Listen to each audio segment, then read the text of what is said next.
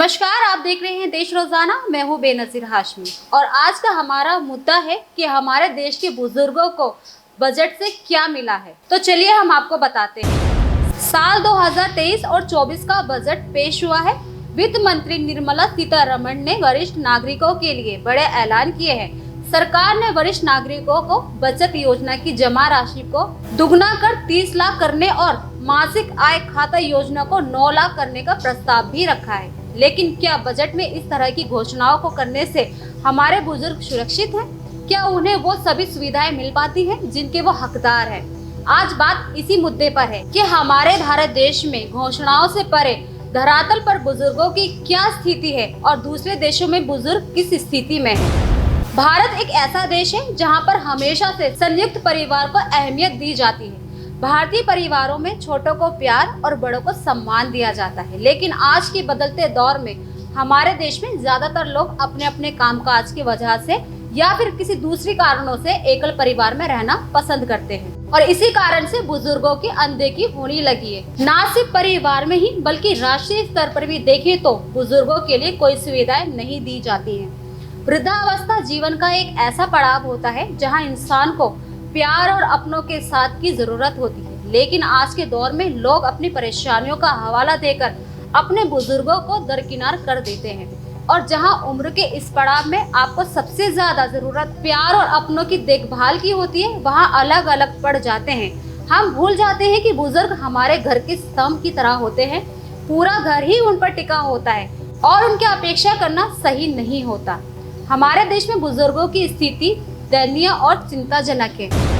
44% बुजुर्गों के मुताबिक उनके साथ सार्वजनिक स्थानों पर सम्मान का व्यवहार नहीं किया जाता। वहीं बेंगलुरु जैसे बड़े शहर में 70% बुजुर्गों के मुताबिक सार्वजनिक स्थानों पर उन्हें बुरे व्यवहार का सामना करना पड़ता है। हैदराबाद की बात की जाए तो यहाँ आंकड़ा 60% का है, आसाम में 59%, कोलकाता में 52% और देश की राजधानी दिल्ली की बात की जाए तो इस मामले में दिल्ली दिल वालों की साबित हुई है, क्योंकि यहाँ का प्रतिशत कम देखने को मिलता है। यहाँ सिर्फ 23% बुजुर्गों को सार्वजनिक स्थान पर बुरे व्यवहार का सामना करना पड़ता है।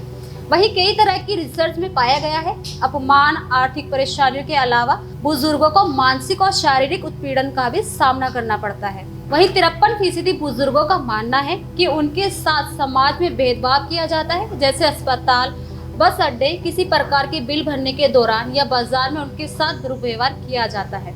दिल्ली के सरकारी हॉस्पिटल्स में कर्मचारियों का व्यवहार बुजुर्गों के साथ बहुत ही बुरा होता है। 26% बुजुर्गों का मानना है कि उन्हें हॉस्पिटल जैसी जगह पर भी बुरे व्यवहार का सामना करना पड़ता है। उसके बाद 22% नंबर आता है बेंगलुरु का, जहां 22% बुजुर्गों का यह मानना है कि जब वे किसी वक्त लंबी लाइन में बिल भरने के लिए या बैंक में खड़े रहते हैं तो उन्हें अपमान का सामना करना पड़ता है, जहां उन्हें कड़वी बातें सुननी पड़ती हैं। वहीं 64% बूढ़े लोगों का ये मानना है कि उम्र या सुस्त होने की वजह से उनके साथ रूखेपन से बात करते हैं। भारत में बुजुर्ग के लिए केंद्र सरकार या राज्य सरकार द्वारा कई तरह की योजनाएं और व्यवस्थाएं की गई है, लेकिन सवाल ये उठता है कि बुजुर्ग उन परेशानियों और उनकी बढ़ती आबादी को ध्यान में रखते हुए क्या सरकार द्वारा ये कदम उठाए जा रहे हैं, वहाँ पर्याप्त है? क्या हमें बुजुर्गों को पूरी तरह से सुरक्षित जीवन और सुविधाएं दोनों दे पा रहे हैं? क्या आप जानते हैं वर्ल्ड हैप्पीनेस इंडेक्स में पहले नंबर पे आने वाले देश फिनलैंड एक छोटा सा देश है, लेकिन वहाँ बुजुर्गों के लिए जो सुविधाएं विकसित की जा रही हैं उससे भारत जैसे देशों को भी सीखने की जरूरत है। जापान के अलावा फिनलैंड एक ऐसा देश है जहाँ बुजुर्गों की आबादी सबसे ज्यादा है। फिनलैंड में 60 साल से ज्यादा उम्र वाले शख्स को ओल्ड एज पेंशन का हकदार होता है। वहाँ की राजधानी हेलसिंकी में स्थानीय प्रशासन द्वारा बुजुर्ग लोगों के लिए ओल्ड एज पेंशन के लिए 1888 यूरो की हर महीने व्यवस्था की गई है, जो भारतीय रुपयों में 1,65,000 बनता है और वो भी हर महीने का है। ओल्ड एज होम को बढ़ावा देने के बजाय वहाँ के प्रशासन द्वारा बुजुर्गों के उनके घर पर ही हेल्थ केयर, मेडिकल चेकअप और बाकी सुविधाएं मुहैया कराई जाती हैं। बुजुर्ग लोग अपने घर में ही आराम से रह पाए, इसके लिए स्थानीय एजेंसी द्वारा उनके रहने की जगह जैसे उनके घर की सीढ़ियां और दूसरी चीजों को भी प्रशासन द्वारा डिजाइन किया जाता है, ताकि बुजुर्गों को घर में रहते हुए किसी परेशानी का सामना ना करना पड़े। 65 साल से ज्यादा उम्र के लोगों के लिए स्वास्थ्य संबंधित कोई परेशानी ना हो, इसलिए हेल्सिंकी की एजेंसियां ऑन डोर सर्विस मुहैया भी कराती है, जो उन्हें 24 घंटे सुविधाएं देती हैं। साथ ही घर पर ही मेडिकल चेकअप के लिए सुविधा और सोशल सिक्योरिटी सर्विस भी दी जाती है। इसके अलावा अगर किसी बुजुर्ग को सुनने या देखने में कोई भी दिक्कत आती है तो एजेंसी के द्वारा जरूरी डिवाइस भी दिया जाता है।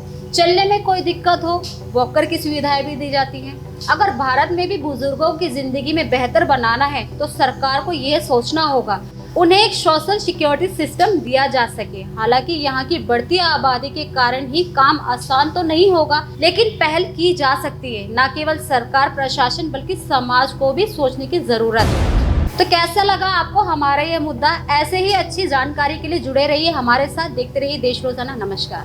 हमारे साथ जुड़े रहने के लिए देखते रहिए देश रोजाना का यूट्यूब चैनल सब्सक्राइब कीजिए। साथ ही देश रोजाना की खबरें सबसे पहले देखने के लिए प्रेस कीजिए बेल आइकन।